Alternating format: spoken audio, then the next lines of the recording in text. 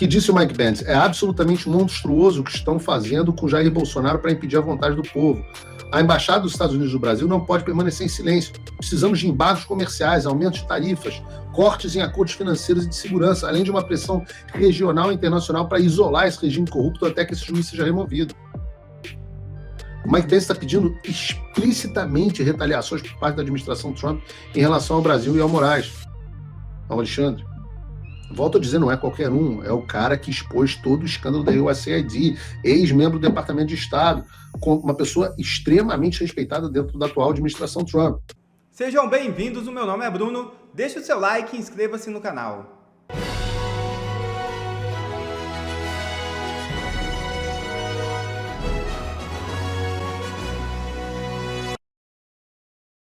Soraya Tronic, em evidente abuso de autoridade, manda prender empresário durante audiência. É isso mesmo. Relatora da Comissão Parlamentar de Inquérito das Bets, a senadora Soraya Tronic deu voz de prisão ao empresário Daniel Pardim Tavares Lima, sob acusação de falso testemunho. O pedido de prisão em flagrante foi confirmado pelo presidente do colegiado, deputado Dr. Irã, após a sessão ser interrompida por alguns minutos para deliberação com os demais integrantes.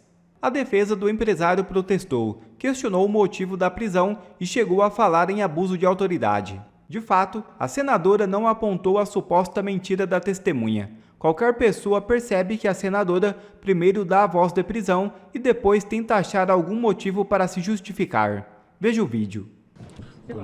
Pois não, minha querida relatora. Não vou pedir vênia aqui, mas senhor Daniel Pardim Tavares Lima, o senhor está preso. Seus advogados vão poder explicar num HC. Excelência, pela ordem, eu noto aqui que é um claro abuso. Senhor, impetre um HC, por favor. O senhor está preso. Abuso de autoridade. Então, me processe. Eu gostaria somente que justificasse qual foi a mentira que pegou aqui. Por favor. Mentira? As Por favor. perguntas foram Ele não conhece Adélia, não conhece Alexandre Moraes, não sei o quê. Explique para o juiz. Eu já vi numa... Em virtude dessa solicitação de prisão em flagrante, eu solicito à Polícia Legislativa do Senado que tome as providências e para lavrar o auto de prisão. Excelência, pela ordem. Não. Eu gostaria de entender. Eu vou passar ao próximo. Com piora na saúde e sem assistência, presa pelo 8 de janeiro vai novamente ao EA. É isso mesmo. Defesa de Adalgisa Dourado denuncia maus tratos, coação e laudo falso no presídio feminino do DF. A defesa de Adalgisa Maria Dourado, presa no presídio feminino do Distrito Federal, a Colmeia, por envolvimento nos atos de 8 de janeiro, anunciou nesta segunda-feira 29 que fará uma nova denúncia formal à Organização dos Estados Americanos, a OEA, e ao governo do Distrito Federal. O motivo é o agravamento de uma série de violações de direitos fundamentais dentro da unidade prisional. Adalgisa sofreu uma queda durante o feriado da Páscoa. Desde então, segundo a defesa, ela sente dores intensas. Mesmo assim, não recebeu medicação nem atendimento médico adequado. A administração do presídio ignorou os pedidos da defesa. Outro fato levanta suspeitas. Um laudo pericial, supostamente elaborado por uma junta médica na quarta-feira 16, teria sido produzido a pedido do ministro Alexandre de Moraes. O documento apresenta assinaturas de profissionais que não estavam presentes. Entre eles, a psicóloga doutora Eliude e o enfermeiro Antonival. Segundo a Adalgisa, ela nunca viu esse enfermeiro. Apenas a doutora Raíssa teria participado do exame. O episódio compromete a legalidade do laudo. Na última quarta-feira, 23, surgiu mais uma denúncia de coação. A psicóloga Eliude abordou a Adalgisa com agressividade. Exigiu que ela assinasse um documento sob vigilância de uma policial penal. A agente ainda não foi identificada. O enfermeiro Antonival, novamente, não apareceu, apesar de constar no relatório. A Adalgisa encontra-se em uma cela superlotada com outras 11 detentas, incluindo mulheres acusadas de homicídio, latrocínio, tráfico de drogas e, mais recentemente, usuárias com graves distúrbios psicológicos. A convivência forçada em tais condições representa risco iminente à sua integridade física e mental, disse a defesa. É revoltante, mas ainda há um fio de esperança. Imprensa internacional já começou a repercutir os absurdos que está sendo cometido pelo STF nos casos do 8 de janeiro e contra do ex-presidente Jair Bolsonaro. Eu tenho que dizer que a decisão dos ministros teve alguns impactos positivos para a nossa causa. Vejam, ontem, na verdade, uma matéria da Fox News, a maior rede de televisão dos Estados Unidos, que raramente trata sobre o Brasil, fez uma matéria sobre o caso, dizendo uma manifestante brasileira, segundo, não relatórios, né, segundo reports são reportagens. Segundo reportagens, foi condenada a 14 anos de prisão por escrever uma mensagem com batom em uma estátua durante os protestos em 2023. Diz a Fox News, Débora Rodrigues, de 39 anos, foi recentemente condenada após ser considerada culpada de envolvimento com uma organização criminosa com a intenção de realizar o golpe de Estado, segundo a BBC. Ou seja, a Fox News está citando a BBC. Rodrigues, que trabalha como cabeleireira, escreveu "Perdeu, Mané" na estátua da Justiça em frente ao Supremo Tribunal Federal. No entanto, ela não esperava ser processada por escrever a mensagem e disse ao júri que desconhecia a dimensão dos protestos. Ela fala, fui ao protesto e não imaginei que seriam tão turbulentos, disse Rodrigues, segundo a BBC. Nunca fiz nada de legal na minha vida, acrescentou. De acordo com a BBC, e isso é a Fox News, citando a BBC, que é ou seja, a maior rede de televisão dos Estados Unidos, citando a maior rede de televisão do Reino Unido. O ministro Alexandre de Moraes argumentou que a cabeleireira, de forma consciente e voluntária, se alinhou aos manifestantes que buscavam derrubar o governo brasileiro. O ministro também acusou Rodrigues de ocultar provas, possivelmente apagando mensagens do seu celular, e afirmou que a mulher de 39 anos teria admitido a participação em atos antidemocráticos. E continua a reportagem, dizendo que o próprio Bolsonaro pediu anistia para Débora e tudo mais. Ou seja, o caso recebeu também na BBC, que é a maior rede de rádio e televisão do Reino Unido, né? A reportagem da BBC foi "Mulher que usou o batom para escrever em estátua durante protestos no Brasil é condenada a 14 anos de prisão". Tá aí a reportagem da BBC. Então, vejam, eu peguei o caso, as publicações sobre a Débora e mandei hoje para várias pessoas do governo americano, inclusive pessoas da Casa Branca. Eu mandei aqui a reportagem da Fox News, dizendo assim, e a pessoa me respondeu aqui, absolutely maddening, ou seja, absolutamente enlouquecedor. Did you send this to fulano? Me perguntaram se eu mandei para uma outra pessoa que está envolvida nesse processo. A resposta do que eles me disseram: I'm sorry, we are working hard to bring her justice soon. Eu sinto muito. Nós estamos trabalhando duro para trazer justiça para ela soon, cedo, em breve. E aí a gente engaja aqui em outros assuntos. Mas, vejam, no que é possível, este assunto está sendo levado ao maior número de pessoas. Então, o caso da Débora, eu lamento muito que ela esteja passando por isso, mas não será à toa, Débora. Não será à toa. Pode ter certeza que o máximo de pessoas que podem estão sabendo do seu caso.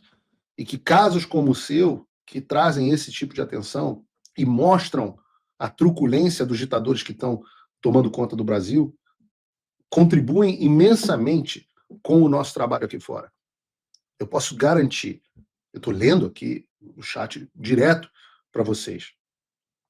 E acho que também há um componente muito importante nessa história, que é a questão da anistia, discussão da anistia.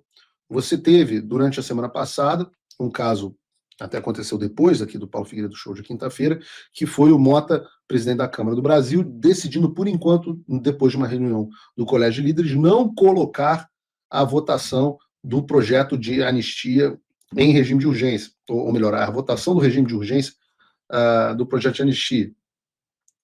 E uma das discussões que tem havido, projeto apresentado pelo Alcolumbre, discussões do Michel Temer, e há um apetite muito grande para isso como uma pena de consolação, para, inclusive,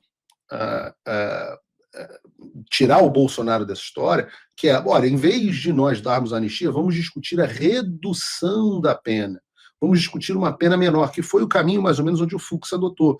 E há muita gente dentro do Congresso que defende esse caminho. Eu citei aqui o Alcolumbre, citei aqui o Temer, que não está, obviamente, dentro do Congresso, mas que tem uma capacidade de articulação muito grande. Neste momento em que isso acontece, em que o Fux dá um freio de arrumação e vota por um ano, é um momento onde, se houvesse alguma inteligência emocional do Alexandre, ele seguiria esse entendimento e desidrataria a anistia, eles vão e votam por 14 anos, 11 anos e por aí vai.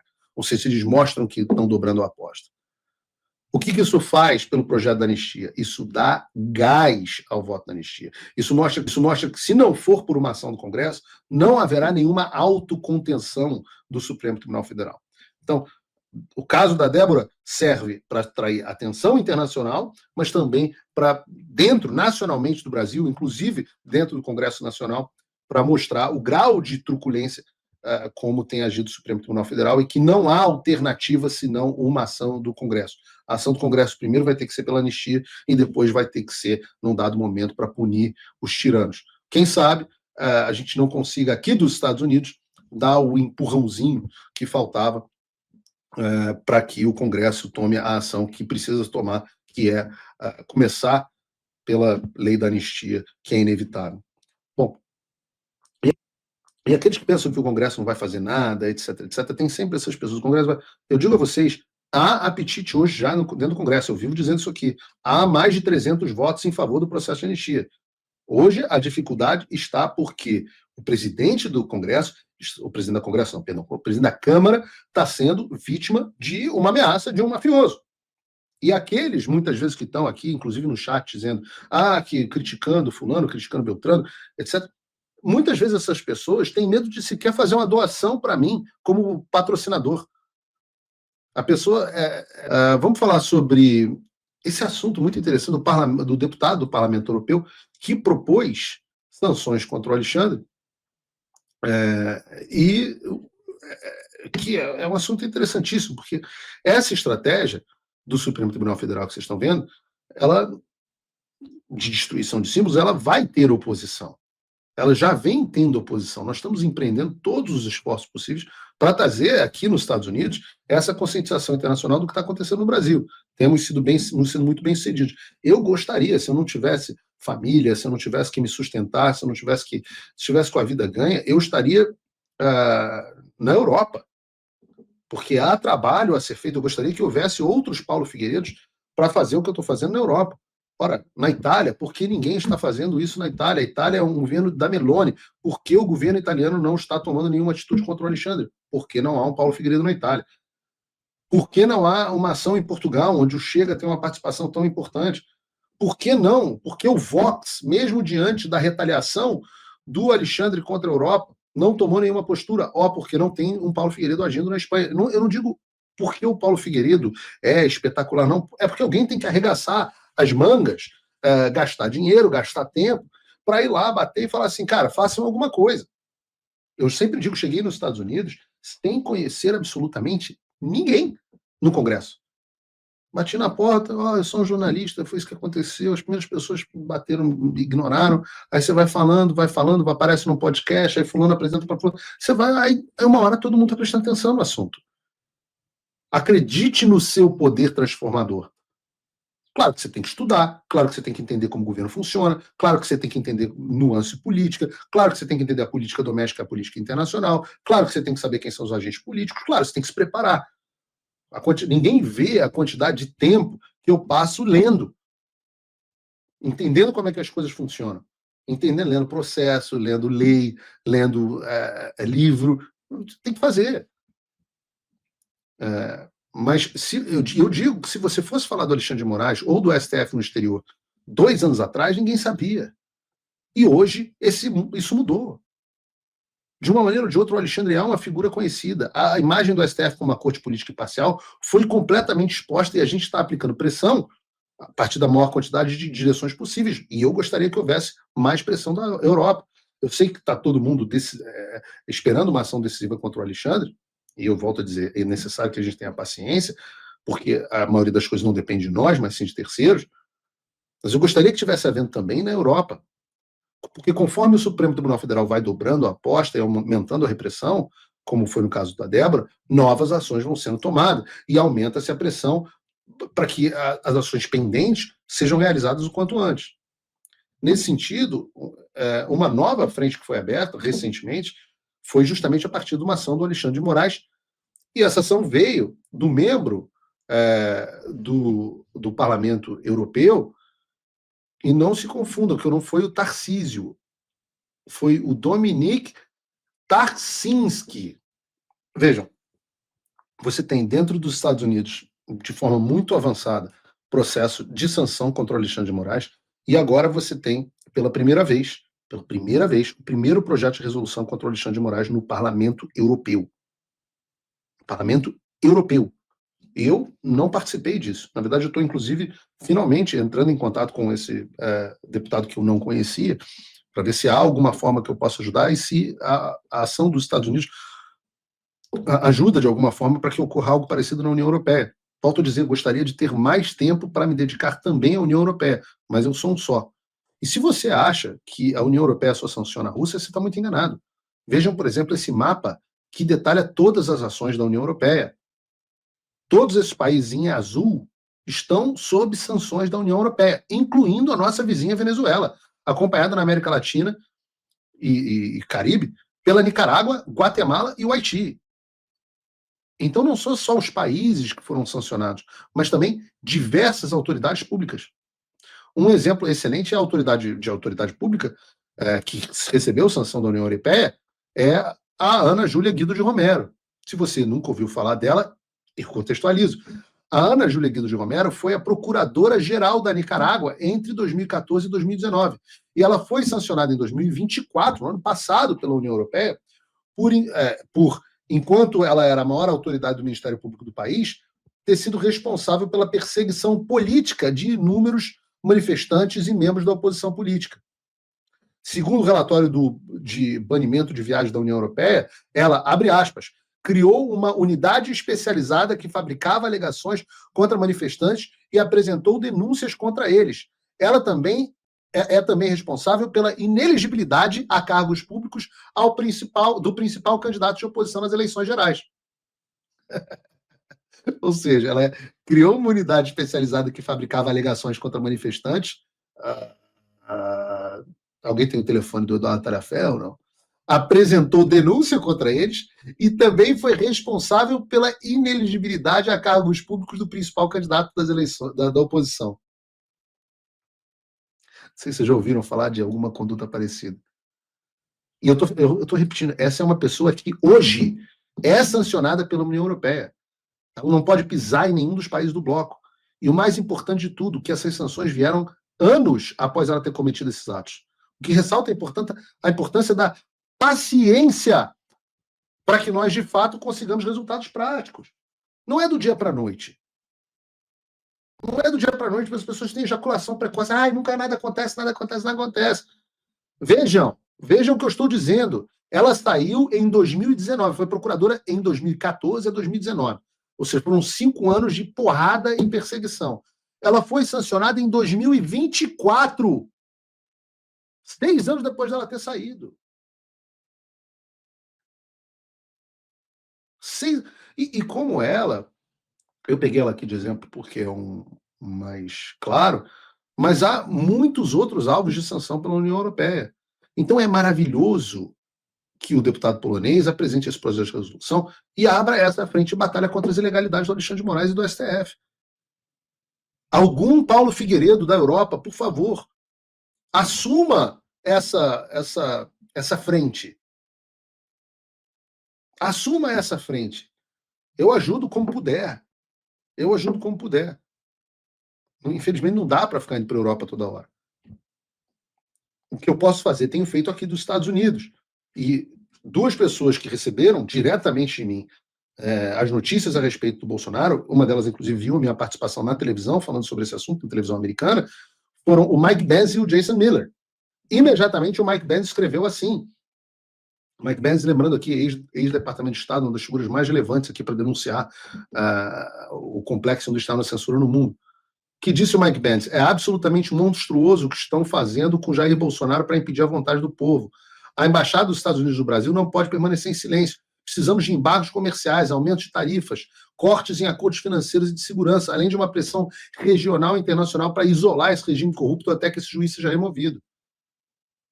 O Mike Pence está pedindo explicitamente retaliações por parte da administração Trump em relação ao Brasil e ao Moraes, ao Alexandre. Volto a dizer, não é qualquer um, é o cara que expôs todo o escândalo da USAID, ex-membro do Departamento de Estado, com uma pessoa extremamente respeitada dentro da atual administração Trump. E em seguida veio o Jason Miller, o meu querido amigo Jason, também citando o ocorrido ao presidente Bolsonaro na semana passada, dizendo o seguinte: o que Moraes está fazendo com o presidente Bolsonaro é pura maldade. Jason Miller, volto a dizer, braço direito do Trump, foi seu assessor sênior, também membro da equipe de transição, tanto em 2016, 2020 e 2024. Então, quando eu falo que o Alexandre está chamando atenção e que cada avanço dele só serve para acelerar as nossas demandas aqui no exterior, não é da boca para fora. O nosso objetivo é sancionar o Alexandre. Isso já está sendo, como eu disse aqui, analisado soon pela Casa Branca, em breve, e agora a discussão também na União Europeia. E a gente não pode descansar até que a gente tenha obtido a vitória total.